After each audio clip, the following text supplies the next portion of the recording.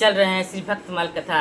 श्री भक्तमल कथा में हम प्रभु श्रीमन नारायण जगत के पालनहारी श्री हरि विष्णु के अवतार का वर्णन कर रहे हैं, कथा कर रहे हैं, जिसमें हमने पंचम अवतार वामन अवतार जो है पाठ किया था। आज मैं जो है छठा अवतार परशुराम अवतार की कथा करने चल रही हूँ।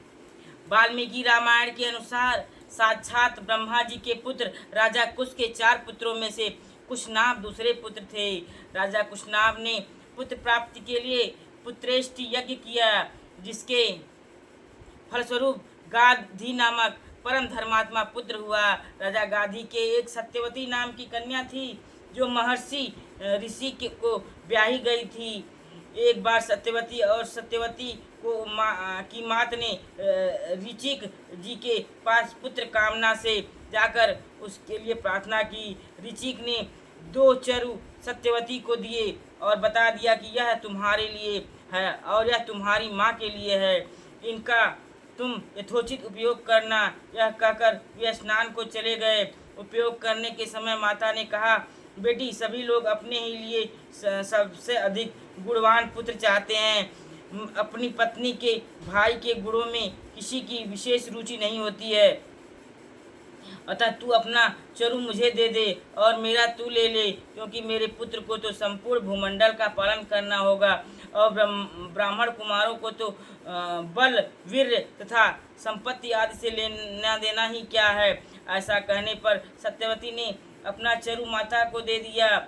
जब ऋषि को यह बात ज्ञात हुई, तब उन्होंने अपनी पत्नी से कहा कि तुमने यह बड़ा अनुचित किया है। ऐसा हो जाने से अब तुम्हारा पुत्र घोर योद्धा होगा और तुम्हारा भाई ब्रह्मावेत्ता होगा। सत्यवती के बहुत प्रार्थना करने पर कि मेरा पुत्र ऐसा न हो, उन्होंने कहा कि अच्छा, पुत्र तो वैसा न होगा, किंतु पौत्र उस स्वभाव का होगा। यही कारण है कि राजा गाधी की स्त्री ने जो चरु खाया, उसके प्रभाव से विश्वामित्र जी हुए, और जो क्षत्रिय होते हुए भी तपस्वी और ब्रह्मर्षि हुए, और श्री ऋचिक जी के पुत्र श्री यमदग्नि जी तो परम शांत दांत ब्रह्मर्षि हुए, परंतु यमदग्नि पुत्र परशुराम बड़े ही घोर योद्धा हुए। एक बार यमदग्नि ऋषि ने अपनी स्त्री रेणुका जी को नदी से जल लाने को कहा। वहाँ गंधर्वणी विहार कर रहे थे। ये जल लेने गई तो उनका विहार देखने लगी। इसमें उन्हें लौटने में देर हुई। ऋषि ने देरी का कारण जान लिया और यह समझकर कि स्त्री को पर पुरुष की रति देखना महापाप है, अपने पुत्रों को बुलाकर एक एक करके आज्ञा दी कि माता को मार डालो। परंतु मातृस्नेहवश 7 पुत्रों ने इस काम को करना अंगीकार न किया। तब 8वें पुत्र परशुराम को आज्ञा दी कि इन सब भाइयों सहित माता का वध करो। इन्होंने तुरंत सबका सिर काट डाला। इस पर पिता ने प्रसन्न होकर इनसे वर मांगने को कहा। तब इन्होंने कहा कि मेरे सब भाई और माताजी उठें और इन्हें यह भी न मालूम हो कि मैंने इन्हें मारा था। हमको पाप का स्पर्श न हो, युद्ध में कोई मेरी बराबरी न कर सके, मैं दीर्घकालक जीवित रहूं।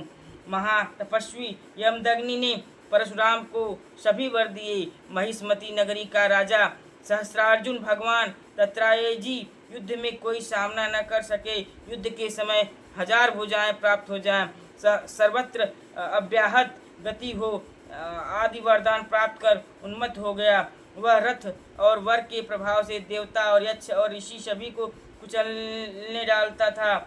उसके द्वारा सभी प्राणी पीड़ित हो रहे थे। एक बार उसने केवल धनुष और बाण की सहायता से अपने बल के घमंड में आकर समुद्र को आच्छादित कर दिया। तब समुद्र ने प्रकट होकर उसके आगे मस्तक झुकाया और हाथ जोड़ कहा, वीरवर, बोलो, मैं तुम्हारी किस आज्ञा का पालन करूं। उसने कहा, यदि कहीं मेरे समान धनुर्धर वीर मौजूद है जो युद्ध में मुकाबला कर सके तो उसका पता बताओ, फिर मैं तुझे छोड़कर चला जाऊंगा।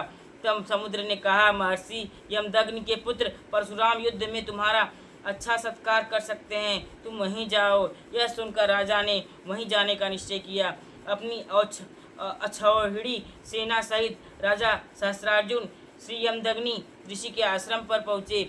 ऋषि ने इनका यथोचित आतिथ्य सत्कार किया, जिससे वह चकित हो गया कि वनवासी के पास ऐसा ऐश्वर्य कहाँ से आया।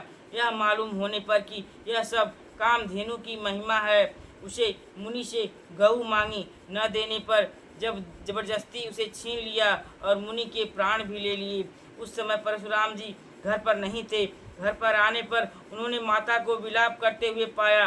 कारण जानने पर उन्होंने पृथ्वी को निश्छत्रिय करने का संकल्प किया।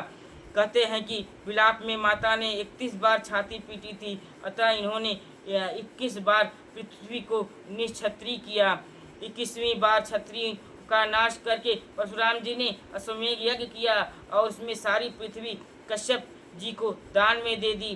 पृथ्वी क्षत्रियों से सर्वथा रहित न हो जाए, इस अभिप्राय से कश्यप जी ने उनसे कहा, अब यह पृथ्वी हमारी हो चुकी है, अब तुम दक्षिण समुद्र की ओर चले जाओ।